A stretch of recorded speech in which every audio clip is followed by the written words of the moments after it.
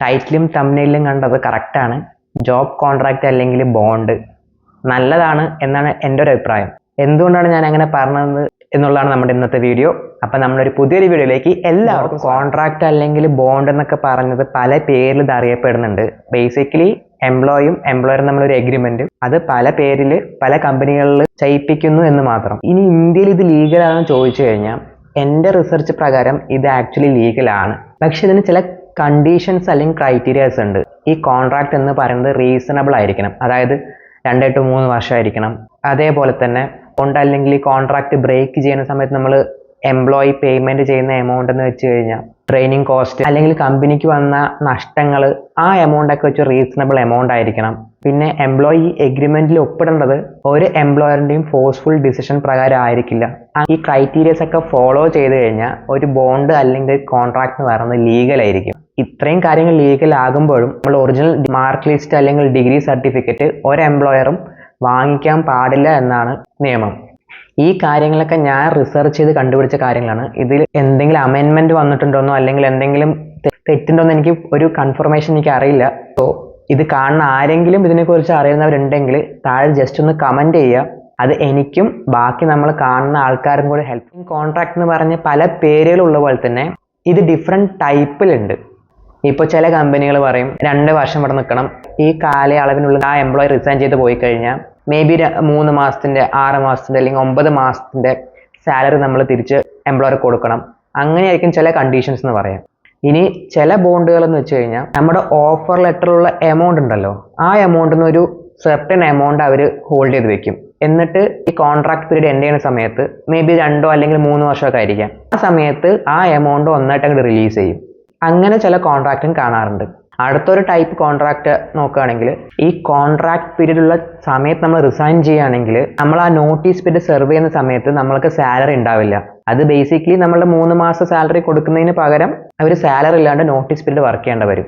ഇനി അടുത്തൊരു type of job contract ആണ്, നമ്മൾ ബോണ്ട് ബ്രേക്ക് ചെയ്യുകയാണ്, വർക്ക് ചെയ്ത സമയത്തുള്ള എക്സ്പീരിയൻസ് സർട്ടിഫിക്കറ്റ് ചിലപ്പോൾ തരില്ല. സോ ഇത് എംപ്ലോയർ വൈസ് അല്ലെങ്കിൽ ഒരു കമ്പനി വൈസ് മാറിക്കൊണ്ടിരിക്കും. വർക്ക് ചെയ്യുന്ന കമ്പനിയിൽ കുറച്ച് നിങ്ങൾ നല്ലൊരു റാപ്പോ മാനേജേഴ്സ് ഒക്കെ ആയിട്ട് ഉണ്ടാക്കി എടുത്തു കഴിഞ്ഞാൽ ഈ ബോണ്ടിൽ ഇളവ് കിട്ടാനും ചാൻസ് ഉണ്ട്. അത് നിങ്ങൾ നിങ്ങളുടെ എംപ്ലോയറുടെ അടുത്ത് കമ്മ്യൂണിക്കേറ്റ് ചെയ്യുന്ന പോലെയും അവരുടെ ഡിസിഷൻ പോലെയൊക്കെ ഇതിൽ ചെറിയ ചേഞ്ചസ് ഒക്കെ വരുത്താൻ വേണ്ടി പറ്റും. അങ്ങനത്തെ ഒരു കാര്യം കൂടി ഉണ്ട്, ജസ്റ്റ് ഞാൻ പറഞ്ഞു എന്ന് മാത്രം. ഇത് നമ്മളുടെ വീഡിയോന്റെ മെയിൻ ടോപ്പിക്കിലേക്ക് വരാം. ഈ ബോണ്ട് കൊണ്ടുള്ള ബെനിഫിറ്റ്സ് എന്താണെന്ന്. ഞാൻ ഈ ബോണ്ട് അല്ലെങ്കിൽ കോൺട്രാക്ട് ബെനിഫിറ്റ് ആണെന്ന് പറയുന്നത് ഫ്രഷേഴ്സിന് മാത്രമാണ്.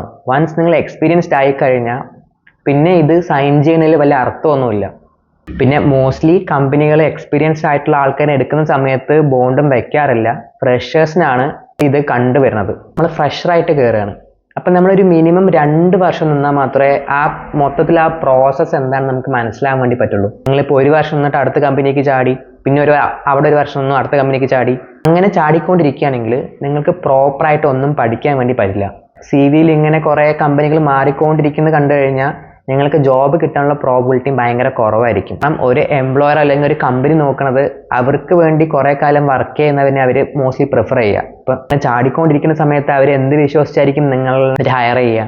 സോ അതും ഒന്ന് കൺസിഡർ ചെയ്യണം. അപ്പം ഞാൻ പറഞ്ഞു വന്നത് മിനിമം ഒരു 2 വർഷമെങ്കിലും വേണം നിങ്ങൾക്ക് ആ ഒരു ഓവറോൾ പ്രോസസ്സ് എന്താണെന്ന് പഠിക്കാൻ വേണ്ടിയിട്ട്. കാരണം നമ്മൾ ഫ്രഷറായിട്ടാണല്ലോ ജോയിൻ ചെയ്യുന്നത്. ആ ഫ്രഷറായിട്ട് ജോയിൻ ചെയ്യുന്ന സമയത്ത് നമ്മൾക്ക് ലിറ്ററലി ഒന്നും അറിയില്ല. ബുക്കിൽ പഠിച്ച കാര്യങ്ങളല്ല നമ്മൾ റിയൽ ആയിട്ട് വർക്ക് ചെയ്യാൻ വേണ്ടി പോകുന്ന സമയത്ത് വരുന്നത്. അവിടുത്തെ പ്രോസസ്സ് അല്ലെങ്കിൽ അവിടെ ചെയ്യാൻ വേണ്ടി പോകുന്ന കാര്യങ്ങൾ എന്ന് പറയുന്നത് എൻറ്റയർലി ഡിഫറെൻ്റ് ആയിരിക്കും. നമ്മൾ പഠിച്ച കാര്യങ്ങൾ ഇവിടെ യൂസ് ചെയ്യണം, പക്ഷെ ആ പ്രോസസ്സ് എന്ന് പറഞ്ഞാൽ ഡിഫറെൻ്റ് ആണ്. ഇപ്പോൾ ഒരു എക്സാമ്പിൾ പറയാനാണെങ്കിൽ അക്കൗണ്ടിങ് സോഫ്റ്റ്വെയർ, അത് നമ്മളിപ്പോൾ ACCA പഠിക്കുന്നില്ല. ഇതൊക്കെ പഠിക്കുന്നത് നമ്മളൊരു ജോബിന് കയറുന്ന സമയത്താണ്. ഒരു സോഫ്റ്റ്വെയർ തന്നെ പല കാര്യങ്ങളും നമുക്ക് പുതിയതായിരിക്കും, അല്ലെങ്കിൽ നമുക്ക് അറിയാത്ത കാര്യങ്ങളുണ്ടാവും. ബൈ സ്റ്റെപ്പായിട്ട് നമ്മൾക്ക് ഇതൊക്കെ പഠിക്കാൻ വേണ്ടി പറ്റുള്ളൂ. അപ്പം ഇതാണ് ഞാൻ മനസ്സിലാക്കിയ അല്ലെങ്കിൽ എനിക്ക് ബെനിഫിറ്റ് ആയിട്ട് തോന്നിയ ഒരു കാര്യം എന്ന് പറയുന്നത്. ഇനി അടുത്തൊരു റീസൺ നോക്കുകയാണെങ്കിൽ നമ്മൾക്ക് നമ്മുടെ ഫസ്റ്റ് ജോബ് ആയതുകൊണ്ട് തന്നെ നമ്മൾക്ക് ഭയങ്കര ടഫ് ടൈംസിൽ കൂടെ ആയിരിക്കും നമ്മൾ കടന്നു പോവുക.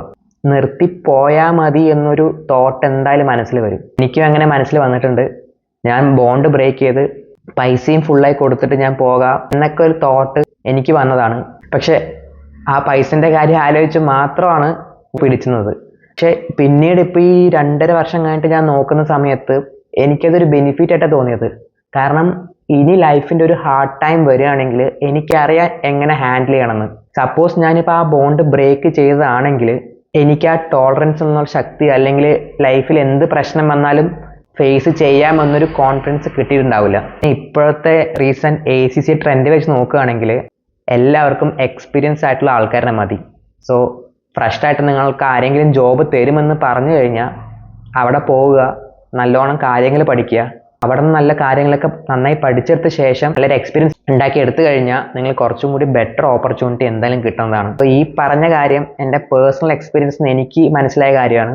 ഇതുകൊണ്ടൊക്കെയാണ് ഒരു ഫ്രഷറിന് ബോണ്ട് നല്ലതാണ് എന്ന് ഞാൻ പറഞ്ഞത്. സോ നിങ്ങൾക്ക് എന്ത് ഡൗട്ട് ആണെങ്കിലും ജസ്റ്റ് താഴെ ഒന്ന് കമൻറ്റ് ചെയ്യുക, എന്തായാലും റിപ്ലൈ തരുന്നതായിരിക്കും. അപ്പോൾ അത്രയൊക്കെ തന്നെ ഈ വീഡിയോയിൽ പറഞ്ഞിട്ടുണ്ടായിരുന്നുള്ളൂ. Thank you for watching and see you in the next video. By.